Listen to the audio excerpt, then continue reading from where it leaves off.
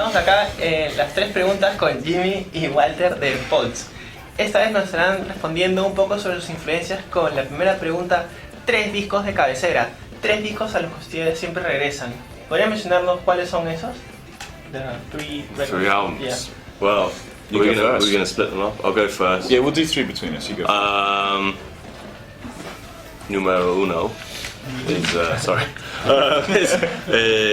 OK Computer by Radiohead, because it's probably the first album I listened to that really made me understand how deep and understanding music can be, and the fact that it just works so well as an album and as like a thing, and it creates so many images in your head, and for me it triggers, you know, memories of when I first listened to it, which I think is why music's so good, is you can recall memories instantly when you hear music. So that's my favourite album of all time, I think, that album.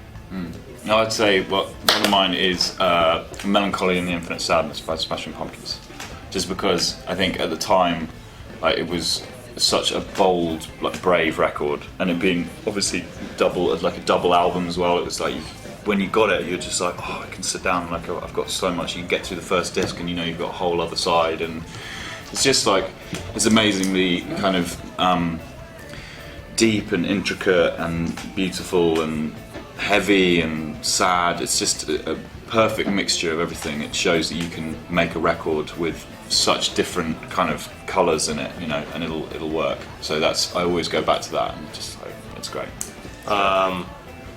Number 3 would be Best of the Beast by Iron Maiden. It's a compilation. It's not actually it's a best of compilation, but that was very important for me when I was a kid. I think that taught me how to have fun and kind of like hate my parents a little bit. It was also good at school, wasn't it? In art classes. Yeah. Yeah, painting to Iron Maiden is good. Yeah. What about you? Another one. Mind blank. Simon and Garfunkel. No, I wouldn't put that down. What would be? Oh, the Cure, Disintegration. Yeah. Good choice. That was kind of off the top of my head. I hadn't really rehearsed anything for that. That's just another record that, like, you can fall asleep to and you can listen to when you're travelling a lot. It's kind of really amazing. It's just completely immersive. Like, you don't you can just put it on your headphones and it just kind of swallows you whole. It's pretty cool that they were kind of like a pop band, really popular pop band, and then to release an album like that, which is it's a pretty weird album, with all these epic love songs, you know, and quite dark love songs. Instrumental parts where there's not much vocals and things. It's just kind of really good. It's cool. And a third album that you really enjoy? Pet Sounds by the Beach Boys. I mean, it's undeniably amazing, and it kind of, you know, you can listen to it if you're feeling happy, you can listen to it if you're feeling suicidal.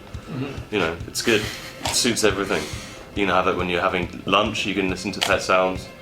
When you're really drunk, you can listen to Pet Sounds. When you're high, you know, whatever. You know, yada yada yada. You get the message. And what about you? Your third album? Third album, I'd probably say some Beatles, actually. Probably Revolver, I think. That's partly because it's one of my wife's favourite records, and we always, like, for me, it's kind of memories of listening to it with her, and we always used to have it on the car with cassette and things. So it's like a really special record that is and that's, again, is a record that's really, like, it's so different in parts as well. It just doesn't, like, follow a single theme. So, and yeah, it's probably my favourite Beatles record, I think. Bueno, la segunda pregunta, 3 bandas que estén escuchando recientemente. ¿Qué es lo último que se han estado bajando? ¿Qué es lo último que están escuchando ustedes? Well, I'm listening to this guy, or all of us are listening to this guy called John Mouse, which is M-A-U-S. It's a funny name. And he makes it's kind of like 80s music, like Knight Rider. It kind of sounds like all these 80s films, like Terminator and RoboCop, but it's brilliant. It's really good. What are you listening to? I'm not I'm trying to think of something that I'm listening to recently that isn't really that new, but it's a new collaboration between this guy called John Hopkins and this guy called King Creosote, who's kind of like a folk kind of guy. So it's like electronica and folk mixed together.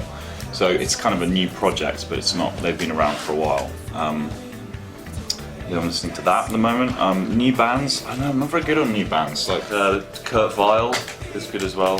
He's like a psychedelic, kind of folky guy with long hair. It's pretty cool. what's his name? Today I bought this album by this guy called Kaz McCombs, which is pretty cool. I listened to it on the way over here while looking at the ocean and the lovely Peruvian mountains. Yeah, it's a good soundtrack. Soundtrack to the Andes. Yeah. Yeah. That'll be my memory every time I listen to that album now. I think of Peru. Yeah. Have I got any more new bands? He just likes the 60s. They're just like old music. No, I haven't got any more. I can't think. Okay. I can't think. Just trying to look at my iTunes list in my head. Well, another band called The War on Drugs. They're pretty good. I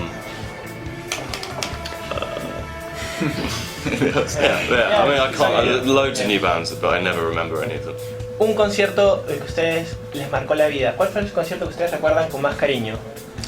The concert that I remember the most is when Radiohead played in Oxford, in their hometown, in 2001, I think it was, and I was still at school, and it was amazing because they played in this park, which is right opposite to where we kind of live now in Oxford. And it was a big homecoming show, and they put up a special stage, and they just released. Was it After Amnesiac? Yeah. Or, yeah. And And it was just amazing, like homecoming show.